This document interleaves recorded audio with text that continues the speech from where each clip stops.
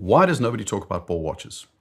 Because either Ball is one of the most overlooked watch brands in modern watchmaking, or there's a very good reason nobody pays attention to them.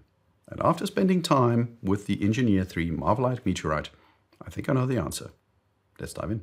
This watch is around 3,000 Swiss francs. The regular non-meteorite, non-multicolor versions are about 500 Swiss francs cheaper, but this is kind of a special edition type piece which comes with a few more bells and whistles and a higher price as a result. It's 40 millimeters. It's got a height of 12.45 millimeters.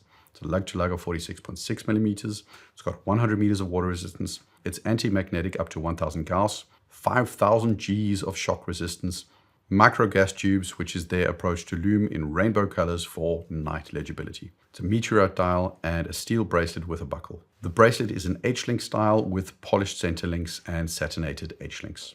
40 millimeters, 12.45 millimeters, and 46 millimeter lug-to-lug. That's basically the form factor of an Omega Aquaterra, and I'd say it largely wears in the same way. This is a sports style watch with all the sports watch signifiers. It's got a brushed and polished bracelet, primarily brushed case with a polished bezel. It's got a big clean dial with pointer hands, tube plots at the hour markers, and a premium dial, meteorite, in this one that I had. Quick time out from the video. I'm worried about your health.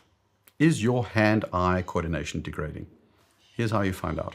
Look just below the video. If it says subscribed, then you're healthy. But if it says subscribe, you need to do a quick test. Just move the mouse cursor down to the subscribe button and click. If you succeed, it should say subscribed. If that happens, you're fine. No need to go to a doctor. If you fail, get yourself down to the emergency room now. Stat. Thanks for subscribing. Cheers. This watch wears a lot like those Aquaterras. It comes across as a little bit bulkier than something like an Oyster Perpetual, a Datejust, or an IWC Mark 20. The reason for this is the H-links with these quite pronounced polished mid-links, a big crown, an overall high case height, fairly straight lugs, the date window with the Cyclops, and the big old tube lume plots. You can get a version that isn't with the rainbow colors that pulls the watch a bit back, but the watch does come across as quite substantial. If you're looking for something with that substantial feel to it, then you're going to be happy with it. But if you want that toned back style you get from most sports watches like Datejust and Perpetuals and IWC Pilots and Top Times and all the others, then you're not going to like this watch. Aquaterra, like I said, if you're in that state or in that range, then you're going to like this. But it's not quite like most of the sports watches that are out there at the moment. I've mentioned before this concept of shadow brands and shadow watches. Watches that have a look and conventions to them that kind of dominate the conversation. The Datejust from Rolex is one of those shadow watches. It, to a large extent, defines what a conventional sports watch should look like. And for any brand, the consideration you inevitably will have is how much do you want your watch to conform to those shadow watch conventions? Now, if you conform, you make something that a lot of people like because it's a proven formula, but you also end up competing with a lot of similarly designed products. Nomos Club, Pilot Mark 20, Datejust, Aquaterra, and a million others. If you don't conform, you get something like the Ball Engineer. It makes you stand out. And then you have less competition, but there are also fewer customers. So it's kind of a pick your poison kind of scenario. This Ball watch is outside of the shadow. There are a lot of things that make it different. Not better, not worse, but different. And so different that it likely has less competition, but also fewer customers that want this specific look. And the best comparison I have is the Milgauss from Rolex. That's where it resides. As for strengths, it's a solid watch. It's original. The tritium tube thing going on is an interesting take that I can appreciate. It's got decent movement specs in terms of accuracy, anti-magnetism, and those kind of things, and it wears well. Weaknesses, 38 hours is just not that good these days, even at this price point. The deployment clasp is not to my taste on this kind of watch at all. For a watch labeled an Engineer, I want a regular folding clasp with micro adjustment. The lugs could also curve a little bit more for wearability. The price? For the regular Ball Engineer, you pay 2,500 Swiss francs. I think that's going to feel expensive for a lot of people. How much does it cost to make a 1000 Gauss anti-magnetic watch? Got no clue. How much more expensive is their lume solution? No idea. The fact is, I think 90% of the perceived reasonableness of a watch's price is down to three factors: the movement specs, the way you perceive the brand relative to other brands, and the price relative to the brands that you compare it to. Anti-magnetism, 5000 G shock resistance, and quirky lume might add all sorts of production costs that are completely justifiable, but most people will use those three parameters I mentioned. At $2,500, this watch is cheaper than an Anonymous Club Sport, but it's much more expensive than sports watch alternatives from Longines, Raymond Weil, Oris, and Zinn. Oris Big Crown pointer date on a steel bracelet, deployment clasp, Solita movement, 41 hours of power reserve, 500 Swiss francs cheaper. That's a hard sell for Kosk, 5,000 Gs of anti-shock, and 1,000 Gauss of anti-magnetism. At least it will be for most people. Zinn, to some extent, have this kind of problem too. Their watches are excellent, but people can't price tegimented steel and fixed bezels. And that gives me the perfect place to segue from the watch to the brand. Why does no one talk about Ball watches? Now, some people do, of course, but in the grander scheme of things, for a company that has been around since the 1800s, it's not a watch brand that is high on a lot of people's radars. The first reason is super simple and has nothing to do with Ball. Watch media, YouTube, and print tend to prioritize two kinds of brands. They prioritize established big brands like Rolex, Tudor, Omega, and Patek. And then they prioritize up-and-coming or current hype brands, Parmigiani, Christopher Ward, and Serica. Why?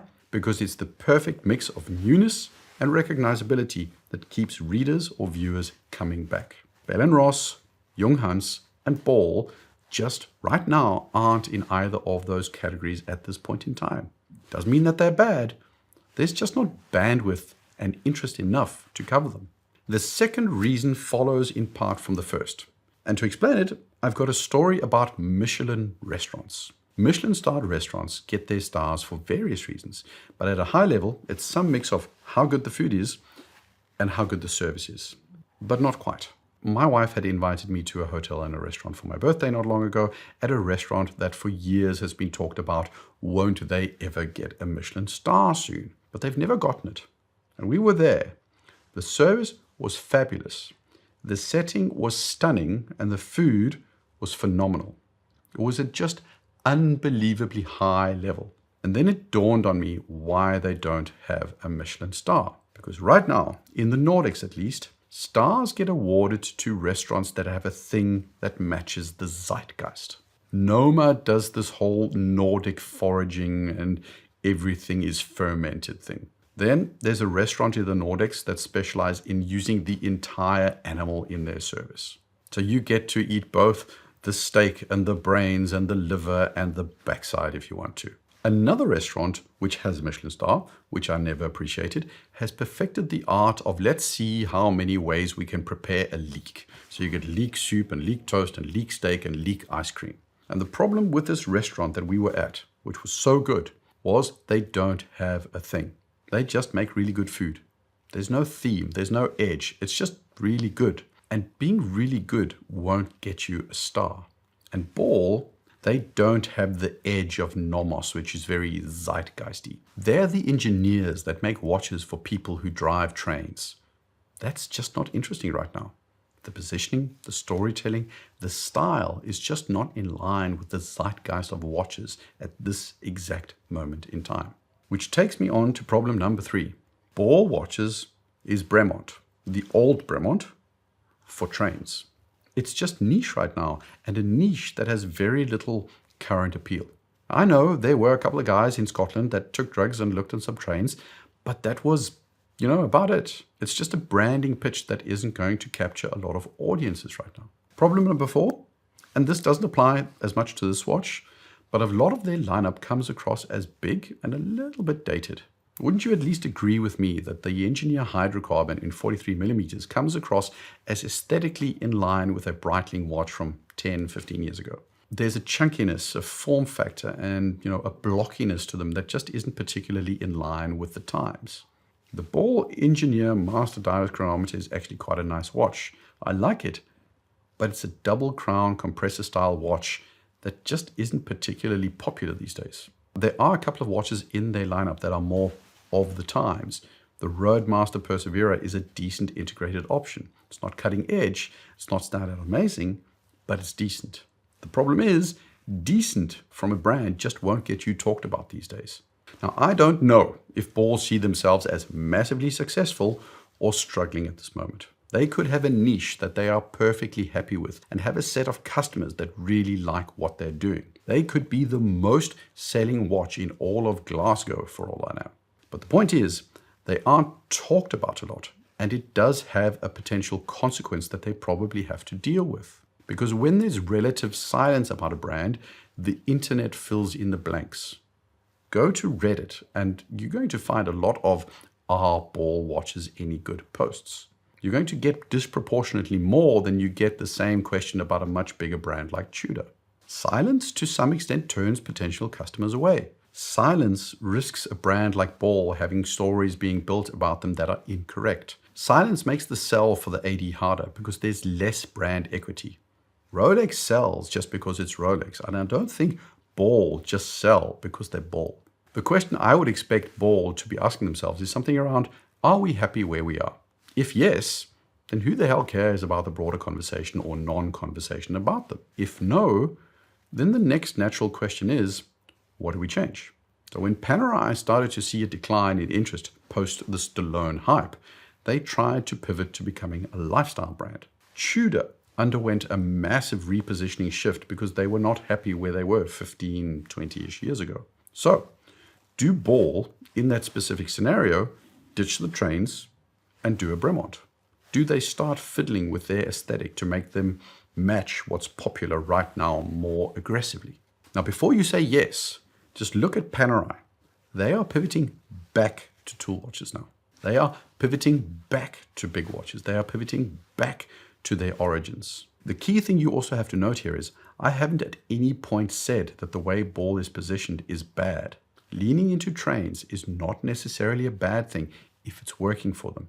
Those chunkier designs might not be du jour, but they may have a perfectly profitable niche to themselves that they're happy with. The fact is, they only have one problem, if they see it as a problem. They're not talked about that much. If they want to be talked about and they think being talked about will lead to more money, well, then, and only then, do those questions about branding and design and priorities, like tritium tubes instead of conventional and probably cheap aluminum, start to matter. And do you know what will happen the second they go down that route? The longtime fans will complain that why are they ditching the railroad heritage? Why are they making more middle-of-the-road designs? And yes, tritium tubes were weird, but that's what made Ball Ball. So it's a minefield. For me, I liked the watch I had in hand. I appreciate that it isn't like the millions of other sports watches out there. The rainbow lume is fun. It's a talking point and a good one. Now, would I recommend the brand? That's a trick question. I only recommend that you use your brain and always try a watch for yourself and make up your own mind. But I'll leave you with this. Don't write this brand off just because you haven't heard about them. That's the trap. Think for yourself. Those are my thoughts.